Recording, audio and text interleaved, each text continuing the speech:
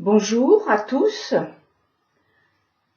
Pour cette vidéo, j'ai invité une phrase de David Bohm, professeur de physique théorique, qui dit ceci.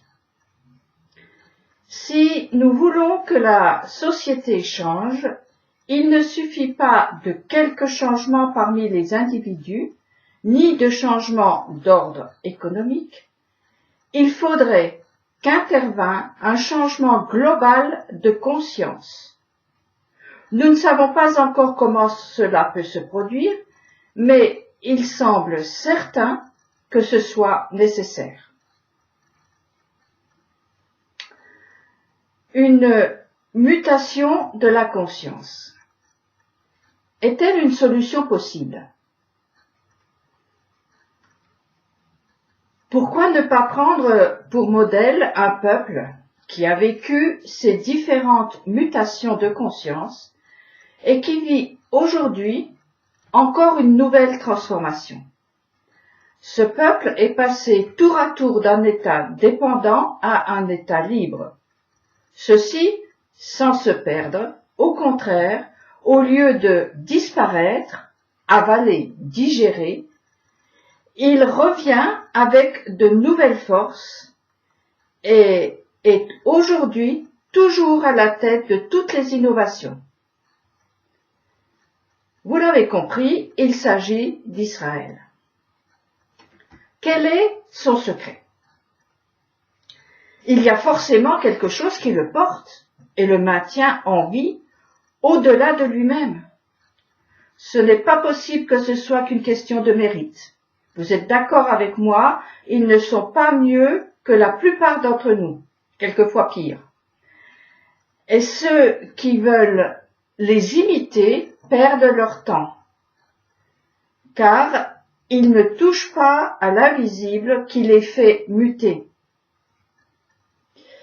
C'est une sorte de résurrection de la conscience.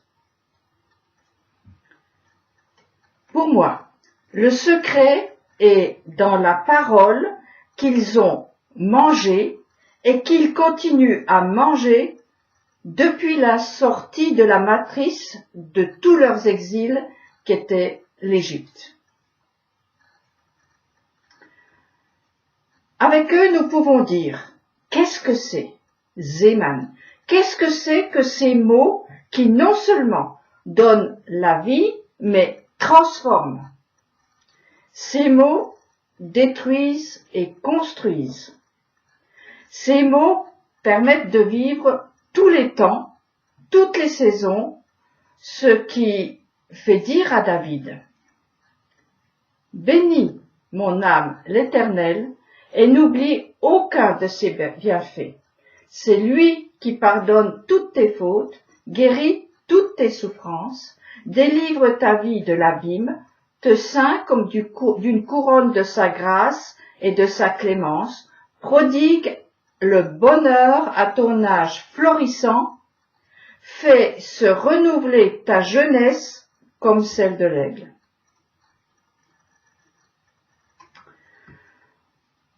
Ces mots sont une nourriture étrange qui a gardé leurs vêtements intacts ainsi que leurs pieds de toute meurtrissure durant la longue marche dans les déserts de l'exil d'où ils auraient dû sortir déguenillés et les pieds en sang. Ils ont ainsi gardé dignité et fraîcheur. Debout sur leurs deux jambes et vêtus, les rescapés des fournaises continuent fièrement leur route. Même pas la peine d'être un érudit, encore moins un religieux. Il suffit de regarder, d'entendre et d'avoir un peu d'honnêteté pour constater que ce peuple a une énergie qui le traverse et l'arrache des abîmes dans lesquels nous, les autres nations, se dissolvent comme des avortons. Ils réussissent là où tous ont échoué. Ils marchent vers la vie alors que nous autres marchons vers la mort, comme l'a dit Ésaü, le père de notre civilisation. La Torah a tellement gardé leur force et leur dignité que nous pouvons constater chaque jour qu'ils sont une nation crainte, qui suscite jalousie et admiration. Ils sortent d'un exil terrible par sa longueur et par sa cruauté, et pourtant, leur vêtement royal n'est pas usé, ni leur capacité de se tenir debout. Pourquoi? Parce qu'il est affirmé dans leur livre, l'homme vit aussi de tout ce qui sort de la bouche de Dieu.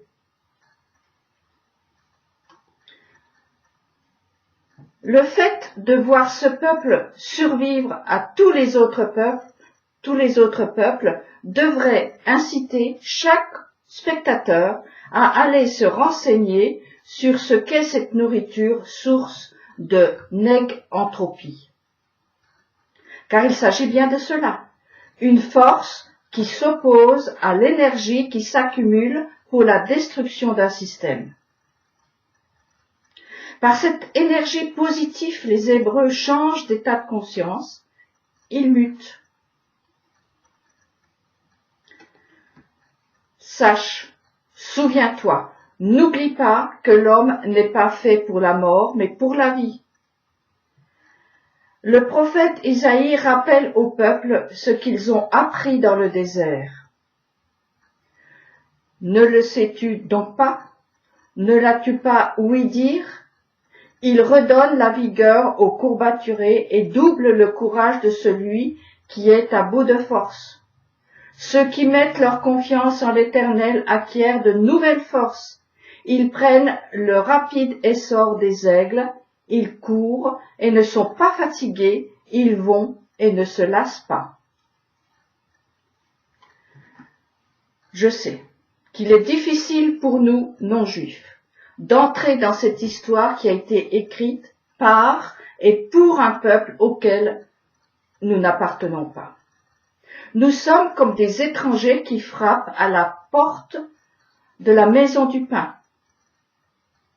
Si nous ne voulons pas mourir, nous n'avons pas le choix. Il faut trouver le plus du pain quotidien et pour cela, il va falloir entrer dans la maison de Shem, un des fils de Noé, afin de grandir. Noé a dit que Dieu agrandisse Japheth, qu'il réside dans la tente de Shem, dit autrement, que l'Occident entre dans la maison du nom. Heureusement que la tente de Shem a pour patriarche Abraham, le champion de l'accueil et de l'hospitalité. De plus, il est demandé à cette maison de respecter l'étranger. Donc, allons-y sans crainte.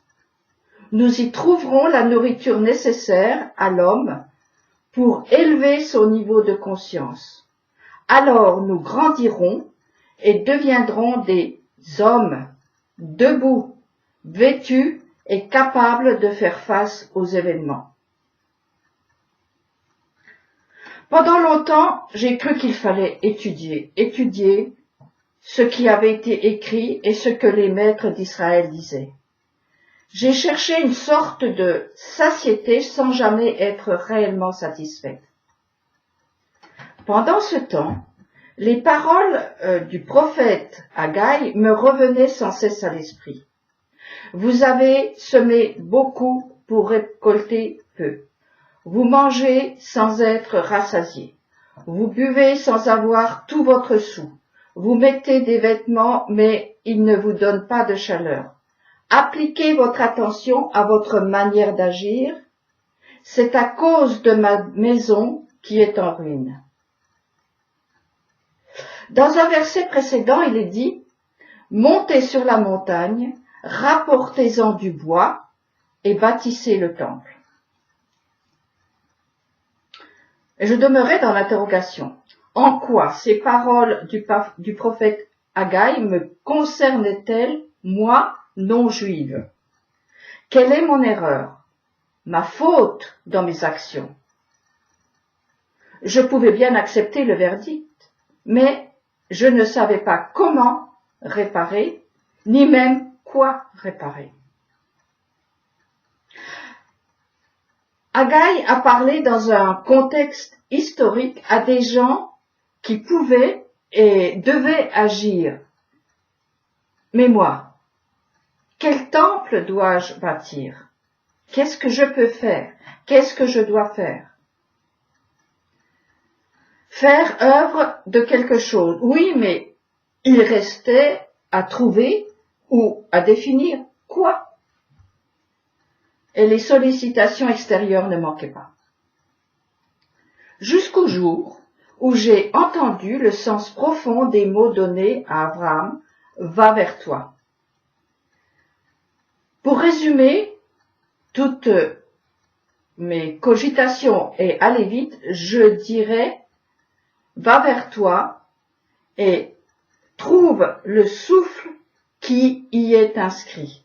Deviens Abraham, père par qui les nations seront bénies.